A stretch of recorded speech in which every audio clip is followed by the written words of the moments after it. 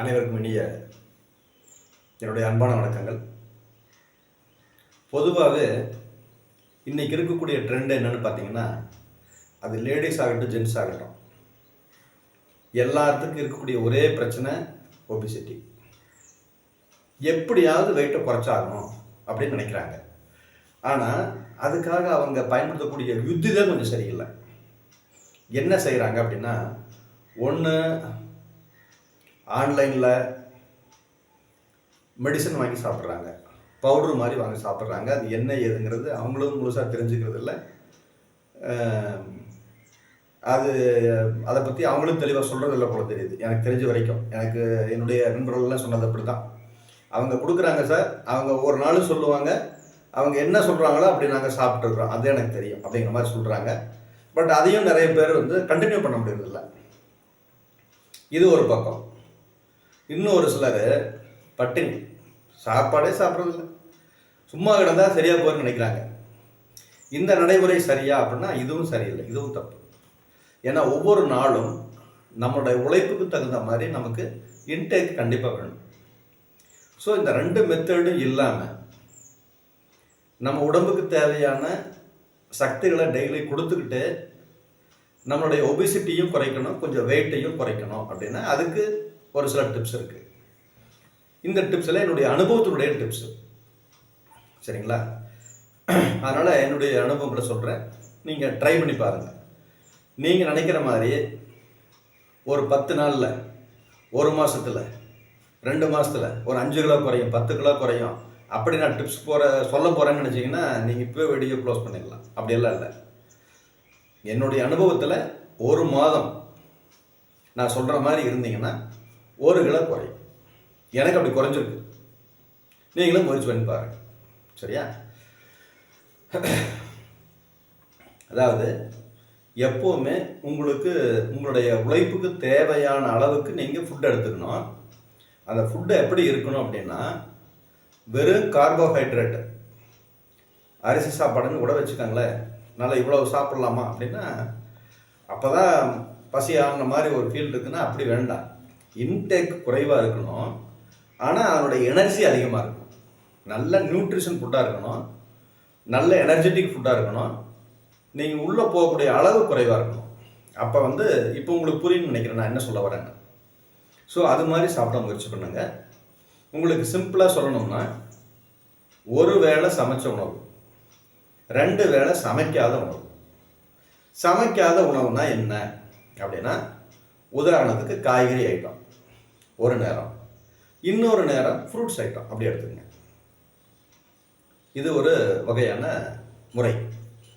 அப்போ இந்த வெஜிடபிள் அப்படின்னா அதில் என்ன சார் எடுத்துக்கலாம் அப்படின்னா, நம்ம சாப்பிடக்கூடிய ஐட்டங்கள் பெரும்பாலும் எல்லாமே எடுத்துக்கிற மாதிரி தான் இருக்காது. கேரட் சாப்பிட்லாம் இல்லையா, பீட்ரூட் சாப்பிட்லாம். பீட்ரூட் சாப்பிடும்போது பார்த்திங்கன்னா உங்களுக்கு அந்த மக்கியம் ஒரு மாதிரி இருக்கும். அப்போ உங்களுக்கு அது முடியல அப்படின்னா கொஞ்சம் சீரகம், அந்த சீரகத்தை வறுத்து எடுத்துக்கங்க. மிளகை கொஞ்சம் இடித்து சேர்த்துக்குங்க. டேஸ்ட்டுக்கு தேவைப்பட்டால் கொஞ்சோண்டு இந்துப்பு எடுத்துக்கங்க. இதை சைட் டிஷ்ஷாக வச்சுக்கிட்டு சாப்பிட்டிங்கன்னா சாப்பிட முடியும். இல்லை சார் என்னால் முடியல, விட்டுருங்க. அதே சைட் டிஷ்ஷை பீர்க்கங்காய் இருக்கு இல்லைங்களா, அதுக்கு எடுத்துக்கங்க. இல்லை சுரக்காய் இருக்கு இல்லையா, அதுக்கு எடுத்துக்கங்க. என்ன சார் இதையெல்லாம் சாப்பிட சொல்கிறீங்க, சாப்பிட முடியுமா? கட்டாயம் முடியும். ஒன்றும் பெரிய டிஃப்ரென்ஸ் இல்லை. இந்த வெள்ளரிக்காய் சாப்பிட்றீங்க இல்லையா, அதுக்கும் இந்த சுரக்காய் பீங்காய் சாப்பிட்றீங்க இல்லையா, அதுக்கு ஒன்றும் பெரிய வித்தியாசமெல்லாம் இல்லை. ஈஸியாக தான் இருக்கும். உங்களுக்கு ஒரு நாள் பார்க்குறப்ப ஒரு மாதிரி தெரியும், போக போக சரியாக போயிடும். ரைட்டுங்களா? அதே மாதிரி இந்த அரசாணிக்காய்ன்னு சொல்லி சொல்கிறாங்க இல்லையா, அந்த விதை இருக்கு இல்லையா, அதை லைட்டாக வறுத்து சாப்பிடுங்க. சரி, இதெல்லாம் ட்ரை ஃப்ரூட்டு, நல்ல எனர்ஜெட்டிக்கான ஃப்ரூட்டு. அந்த காய், அந்த அரசாணிக்காய்ன்னு சொல்கிறாங்க இல்லையா, அதுக்குண்டான அர்த்தத்தை தெரிஞ்சுட்டாவே அதனுடைய பொட்டன்ஷியல் என்ன, அதனுடைய பவர் என்னங்கிறது நம்ம தெரிஞ்சுக்க முடியும். அதாவது காய்களுக்கெல்லாம் கனிகளுக்கெல்லாம் அரசன் யார் அப்படின்னா அந்த அரசாணிக்காய். புரியுதுங்களா? அப்போது அதனுடைய வித்து எப்படி இருக்குன்னு யோசிச்சு பாருங்கள். ஸோ இது மாதிரி நம்ம சாப்பிடலாம். அதுக்கப்புறம் பார்த்தீங்கன்னா ஃப்ரூட்ஸ் ஐட்டத்தை பொறுத்த வரைக்கும், அதாவது காய்கறிலையும் சரி ஃப்ரூட்ஸ்லேயும் சரி, இன்றைக்கெல்லாம் வந்து பெஸ்டிசைடு ஓவராக மிக்ஸ் ஆகுது அப்படின்னு நம்ம ஆன்லைனில் பார்க்குறோம், வீடியோஸில் பார்க்குறோம், நிறையா இருக்குது. இப்போ காய்கறியில் பார்த்தீங்கன்னா எந்த காய்கறியாக இருந்தாலும் மருந்து அடிச்சிடுறாங்க, நிறைய மருந்து அடிச்சிடுறாங்க. அதே மாதிரி ஃப்ரூட்ஸ்லேயும் பார்த்தீங்கன்னா நிறைய மருந்து அடிக்கிறாங்க, மருந்தில் முக்கிய எடுக்கிறாங்க, சிரஞ்சில் பாஸ் பண்ணுறாங்க. இந்த மாதிரி நிறைய தகவல் வருது. அப்போது இதுக்கெல்லாம் தப்பிச்சு தான் நமக்கு தேவையான காய்கறிகளையும் பழங்களையும் சாப்பிட வேண்டிய சூழ்நிலையில் இருக்கிறோம். அப்படி பார்க்கும் பொழுது இப்போ கொய்யாப்பழம் இருக்குது, அதில் போய் பெருசாக ஏதோ பண்ண மாதிரி நமக்கு ஒன்றும் தெரியல. ஹைப்ரிட்டை விட்டுங்க, நாட்டுக்காய் கிடைக்குது இல்லையா, அது மாதிரி கொய்யாப்பழங்களை சாப்பிடுங்க. அதே மாதிரி பப்பாளியில் கூட அந்த அறுத்து அந்த பாலை எடுத்துகிட்டு கொடுக்குறாங்கல்ல, அது மாதிரி இல்லாமல் லோக்கலில் கிராமத்தில் நல்லாவே கிடைக்கும். அது மாதிரி கொய்யாப்பழங்களை நீங்கள் எடுத்துக்கங்க. அதே மாதிரி இருக்கிறதுலையே அற்புதமான கனி நெல்லிக்கனி, அறுசுவை கொண்டது. அதையே இன்னும் கொஞ்சம் ஆட் வேல்யூவாக யூஸ் பண்ணணும் அப்படின்னா கனியில் ஊற வச்ச நெல்லிக்கனி. அது உங்களுக்கு செய்ய தெரியும்னா அது மாதிரி செஞ்சு சாப்பிடுங்க. இல்லை செய்ய தெரியலைன்னா சிரமப்பட வேண்டாம். தேன் நெல்லி வந்து நாட்டு மருந்து கடைகளில் கிடைக்கும், சரியா? அங்கே நீங்கள் வாங்கி சாப்பிடுங்க. ஒரு நாளைக்கு 1 அல்லது 2 அது மாதிரி சாப்பிடுங்க. அதே மாதிரி மேக்சிமம் இந்த சிறுதானியங்களை எப்படி உங்களால் சாப்பிட்டா ஈஸியாக சேர்த்துக்க முடியுமோ அப்படி சேர்த்துக்கிட்டு பாருங்கள். சமைச்சு சாப்பிட முடியும், சாப்பிடுங்க. பிஸ்கட்டை தான் வாங்கி சாப்பிட முடியும், சாப்பிடுங்க. இல்லை சார் நான் ஏதாவது ஸ்வீட்டாக வாங்கி சாப்பிட்டுக்கிறேன், தாராளமாக சாப்பிடுங்க. எனிஹவ் அதை வந்து நீங்கள் யூஸ் பண்ணுறதுக்கு முயற்சி பண்ணுங்க ஒவ்வொரு நாளும், ரைட்டா? இல்லை நான் சமைச்சே சாப்பிட்றேன் அப்படிங்கிற மாதிரி இருந்தால் இந்த ராகி, கோதுமை, குதிரைவாளி, கருப்பு கவனி, செவ்வரிசி, இது மாதிரி நிறைய ஐட்டம் இருக்குது இல்லையா, அதில் எல்லாத்துலேயும் கொஞ்சம் கொஞ்சம் வாங்கி வச்சுக்கோங்க. ஒரே மாதிரி சாப்பிட்டா நமக்கும் போர் அடிக்கும். ஒரு நாளைக்கு நம்ம சாதாரணமாக யூஸ் பண்ணுற அரிசி யூஸ் பண்ணுங்க, இன்னொரு நாளைக்கு இதில் ஒரு டைப் ஆஃப் அரிசி போட்டு சாப்பிடுங்க, இன்னொரு நாள் அதில் இன்னொரு டைப் ஆஃப் அரிசி, இந்த இதெல்லாம் இருக்குல்ல மூங்கில் அரிசி, அது மாதிரி எது கிடைக்குதோ, எது உங்களுடைய பட்ஜெட்டுக்கு தகுந்த மாதிரி இருக்குதோ. ஏன்னா ஒரு சில அரிசியெல்லாம் பார்த்தீங்கன்னா கொஞ்சம் ரேட் அதிகம், குறிப்பாக மூங்கில் அரிசி எல்லாமே நல்லாவே ரேட்டு ஜாஸ்தி. அதனால் நம்மளுடைய தகுதிக்கு தகுந்த மாதிரி, நம்மளுடைய பட்ஜெட்டுக்கு தகுந்த மாதிரி நம்ம வாங்கி சாப்பிட்டுக்கலாம், ஒன்றும் தப்பு இல்லை. என்னுடைய மெத்தட் எப்படி அப்படின்னா அது நான் சொல்லிடுறேன். முதல்ல டாக்ஸிக் எதுவும் இருக்கக்கூடாது, சரிங்களா? ட்ரிங்க்ஸ் அடிக்கிற பழக்கமாக இருந்தால் ஸ்டாப் பண்ணுங்கள். ஸ்மோக் பண்ணுற பழக்கமாக இருந்தால் அதையும் கட் பண்ணுங்கள். டுபேக்கோவை வேறு எப்படி எந்த வகையிலையாவது யூஸ் பண்ணுறீங்க அப்படின்னா அதையும் கொஞ்சம் கட் பண்ணுங்கள். இது மாதிரி லாகரி வஸ்து இது இல்லாமல் ஃபஸ்ட்டு பார்த்துக்குங்க. அதுக்கு அடுத்தபடியாக ஏர்லியராக பெட்டுக்கு போகிறதுக்கு முயற்சி பண்ணுங்கள். ஒரு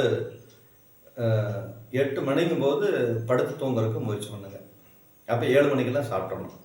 இது கொஞ்சம் கஷ்டம்தான், ஏன்னா இன்றைக்கி எல்லாருமே என்ன பண்ணுறோம்னா ராத்திரி 12 மணி வரைக்கும் ஆன்லைனில் உட்காந்துக்கிட்டே இருக்கிறோம் இல்லையா? தூக்கம் வர வரைக்கும் அந்த மொபைலை பார்க்கலன்னா அவனுக்கு முடியறதில்லை. ஆனால் உண்மையிலேயே மொபைலை பார்த்து தூக்கம் வருமானா வராது.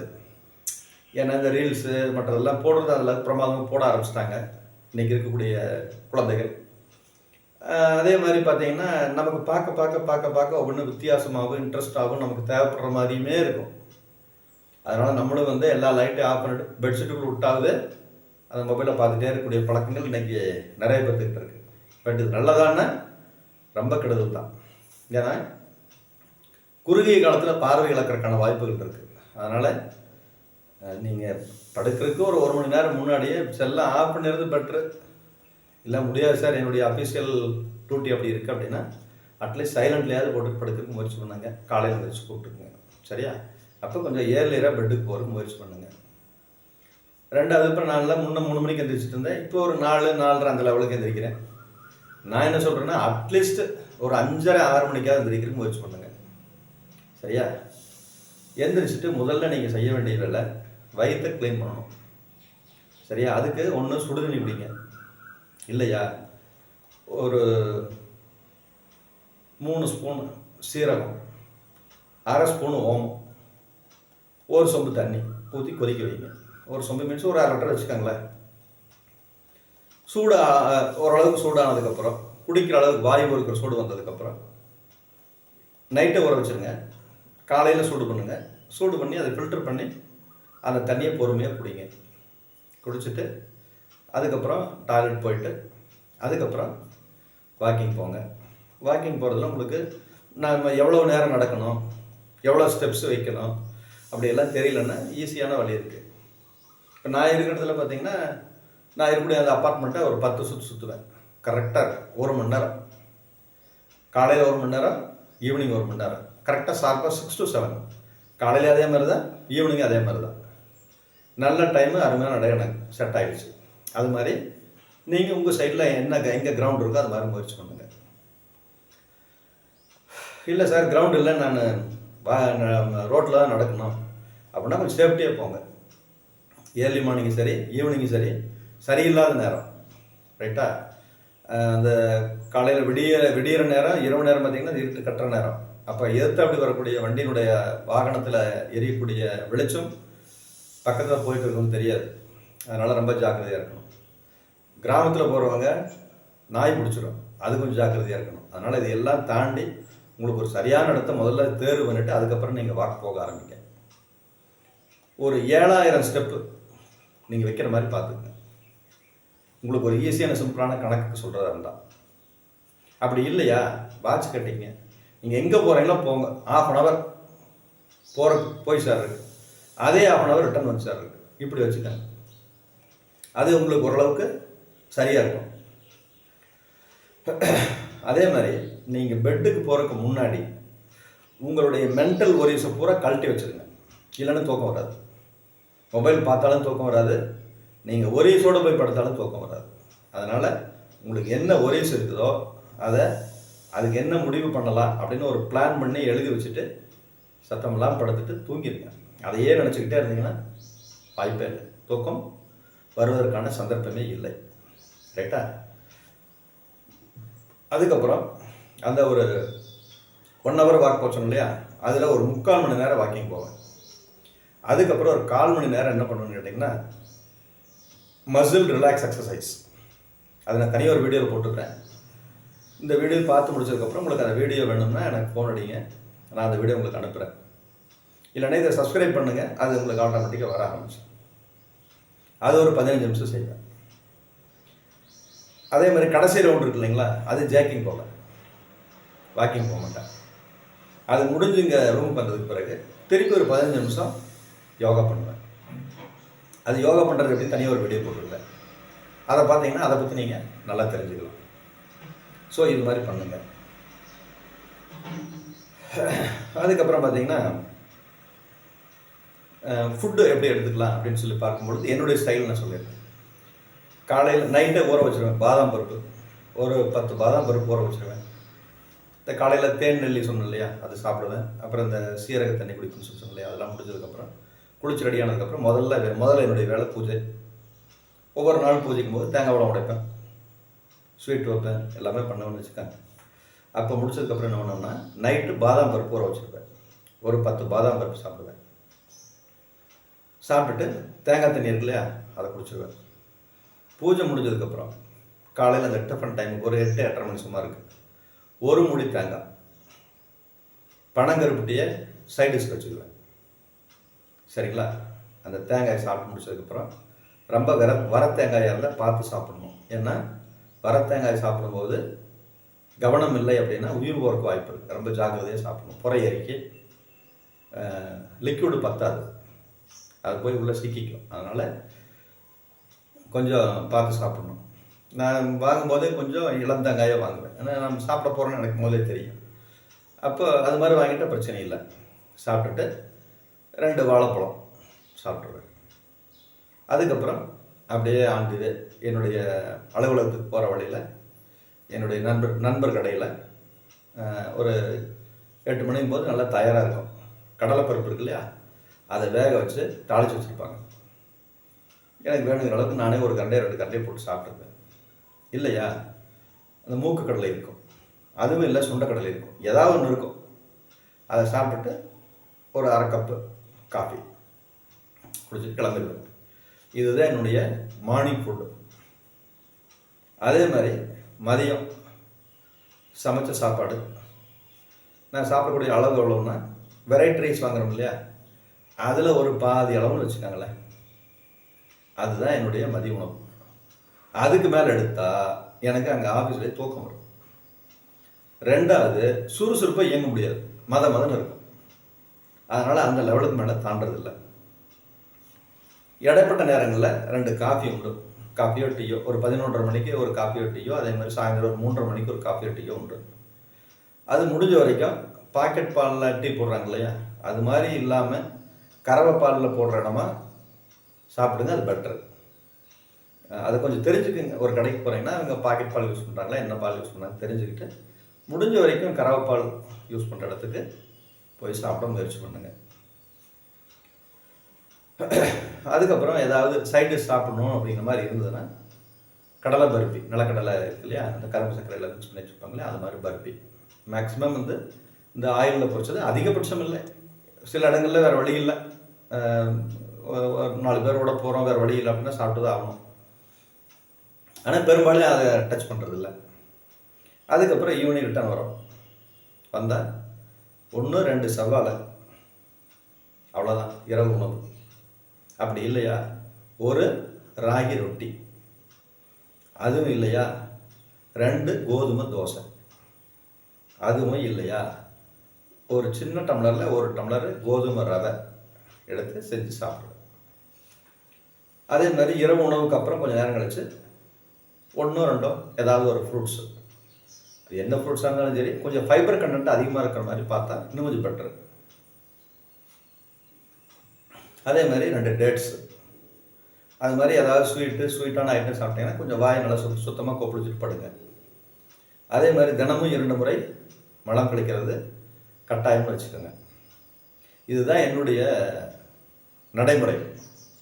இப்படி தான் இன்னைக்கு வரைக்கும் பண்ணிகிட்ருக்கேன்.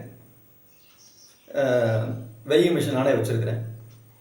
அப்போ இதை வந்து இப்படி தான் கொண்டு போகணும். இந்த சிஸ்டத்தை கொண்டு வரக்கு முன்னாடி என்னுடைய வெயிட்டை போட்டு பார்த்தேன். ஒரு மாதம் வெரி ப்ராப்பராக இதை ஃபாலோ பண்ணேன். அதுக்கப்புறம் இப்போ வெயிட் போட்டு பார்த்தேன், 1 கிலோ குறைஞ்சிருக்கிறேன். முன்னத்தோட நல்லா சுறுசுறுப்பாக இருக்குது. சரிங்களா? இந்த மெத்தடெல்லாம் வெவ்வேறு வழியில் இதுக்கு முன்னாடிலாம் நிறைய டைம் நான் பயன்படுத்தியிருக்கிறேன், நிறைய பேர்த்துக்கு அட்வைஸ் பண்ணியிருக்கிறேன். பட் அப்போல்லாம் யூடியூப் கிடையாது, அதனால் நான் அதில் ஏற்றலை. பட் இப்போ அந்த மாதிரி ஒரு சந்தர்ப்பம் கிடைக்கிறதுனாலையும் நம்மக்கிட்ட நிறைய பேர் அது எப்படிங்க இப்படி வயிறு பெருசாகிடுச்சு குறைக்கணும் அப்படி இப்படின்னு நம்மக்கிட்ட வந்து ஆலோசனை கேட்குறாங்க இல்லையா, அதனால் இப்போ நம்ம யூடியூப் போட வேண்டிய கட்டாயத்தில் இருக்கிறோம். அதே மாதிரி இன்னும் ஒரு சிலருக்கு என்ன பிரச்சனைனா, வயிறு எப்போவுமே பெருசாக இருக்கும். அப்போ வந்து என்னென்னா, கழிவுகள் உள்ளே தேங்கி இருக்கிறதாக அர்த்தம். அந்த கழிவுகளை அகற்றுறதுக்கு 2-3 வழி இருக்குது. ஒன்று, முறைப்படி பேதி குடிக்கிறது. அப்புறம் உள்ளே இருக்கக்கூடிய வார்ம்ஸ் எல்லாம் டெத் ஆகிற மாதிரி நம்ம ஃபுட் எடுத்துக்கிறது.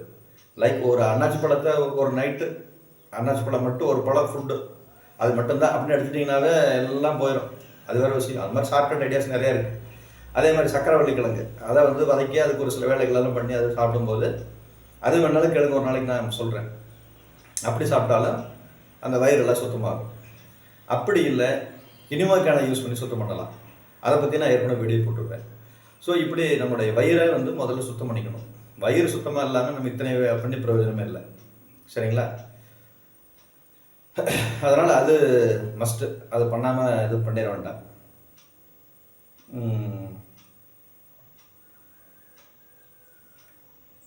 வேறு என்ன சொல்கிறது, அதான் அந்த ஃபுட் ஐட்டத்தில் நீங்கள் ரொம்ப சர்வஜாக்கிரதையாக இருக்கணும். அதுதான் முக்கியம். அதை பார்த்துக்கோங்க. இப்போ நான் சொன்ன மாதிரி நீங்கள் பண்ணிவிட்டு நான் சொன்ன மாதிரி ஆல்ரெடி உங்களுடைய வெயிட்டை போட்டுக்கோங்க. அதுக்கப்புறம் திருப்பி ஒரு 1 மந்த் கழிச்சு நீங்கள் வெயிட் போட்டு பாருங்கள், கண்டிப்பாக டிஃப்ரென்ஸ் தெரியும். சரிங்களா? ஓகே. என்னுடைய ஆலோசனையை கேட்டு முயற்சி பண்ணுங்கள். எந்த அளவுக்கு உங்களுக்கு உடம்பு குறையுதோ அந்த வரைக்கும் எனக்கு சந்தோஷம். அதே மாதிரி ஒரு சிலருக்கு பார்த்திங்கன்னா வயிற்றில் எப்போவுமே கேஸ் இருக்கும், அப்படியே வயிறு ஊதுன மாதிரியே இருக்கும்.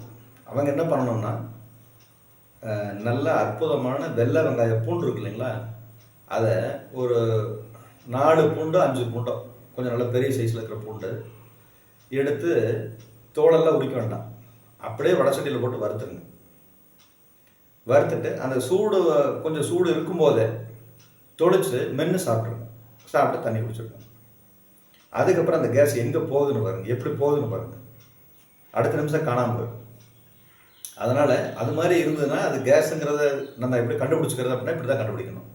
ஸோ இது மாதிரி மெத்தடை நீங்கள் பயன்படுத்தி அப்படியும் நீங்கள் உங்களுடைய ப்ராப்ளத்தை சால்வ் பண்ணலாம். சரிங்களா? இப்போ சொன்ன மெத்தடெல்லாம் யூஸ் பண்ணி உங்களுடைய உடம்பை நல்ல ஆரோக்கியமாக ஹெல்த்தாக வச்சுக்கோங்க. நன்றி, வணக்கம். வீடியோ பிடிச்சிருந்ததுன்னா மற்றவங்களுக்கு லைக் பண்ணுங்கள், வீடியோ லைக் பண்ணுங்கள், மற்றவங்களுக்கு ஷேர் பண்ணுங்கள். சப்ஸ்கிரைப் பண்ணாமல் வந்து பண்ணிடுங்க. Okay, thank you.